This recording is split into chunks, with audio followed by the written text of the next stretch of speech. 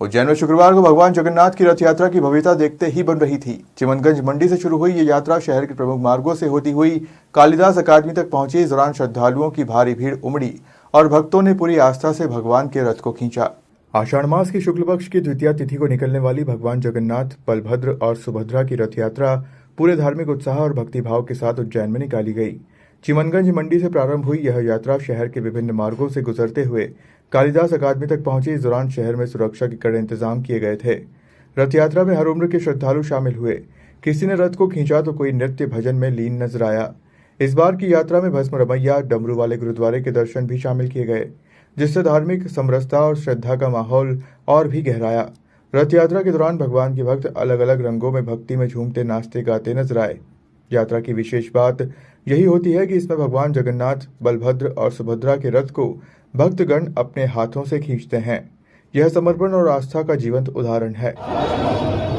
जय जगन्नाथ। सबसे पहले तो सभी को जय जगन्नाथ। मैं आप सभी लोगों को बहुत ख़ास बात बताने जा रहा हूँ। साल में सिर्फ एक बार भगवान जगन्नाथ हमें दर्शन देने आते हैं, और आप अगर भगवान जगन्नाथ को देखेंगे तो उनकी आंखों में पलकें नहीं हैं। क्यों नहीं हैं? क्योंकि भगवान अपने भक्तों को बिना पलके झपकाए देखना चाहते हैं। तो आप सबसे विनम्र निवेदन है, हर साल इसी प्रकार भगवान जगन्नाथ की यात्रा निकलती है। आप आएँ और भगवान जगन्नाथ के रथ को खींचें और उनका दर्शन करें।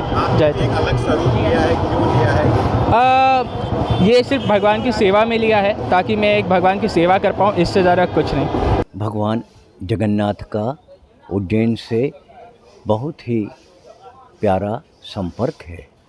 भगवान जगन्नाथ सतयुग में प्रकट हुए उज्जैन के महाराज इंद्रद्युम्न की उत्कट लालसा के कारण। उस समय भगवान का विग्रह रूप नहीं होता था, ध्यान के माध्यम से ही भगवान को प्राप्त किया जाता था।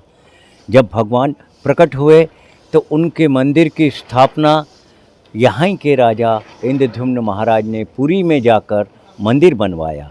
आज उन्हीं के इस नगर में, अवंतिका में, यह यात्रा निकल रही है। ये परम सौभाग्य का विषय है।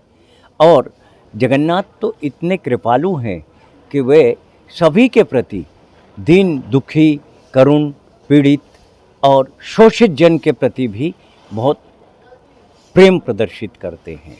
और उनका प्रेम ही है कि देखिए, सारे समूचे संसार को अपने आलिंगन में ले लेने के लिए उनके हाथ इतने विशाल हो रहे हैं, उनकी आँखों से करुणा गिर रही है।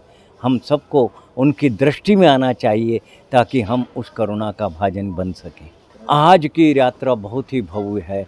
भगवान महाकाल का जो प्रिय वाद्य है डमरू, उससे भगवान का अभिनंदन किया गया। पूरे यात्रा में वो आ रहा है और ड्रोन के माध्यम से पुष्प वर्षा हो रही है, और साथ ही साथ 3 डायरोमा बड़े बड़े निकले हैं, और पूरा जो समारोह है करीबन 2 किलोमीटर लंबा है।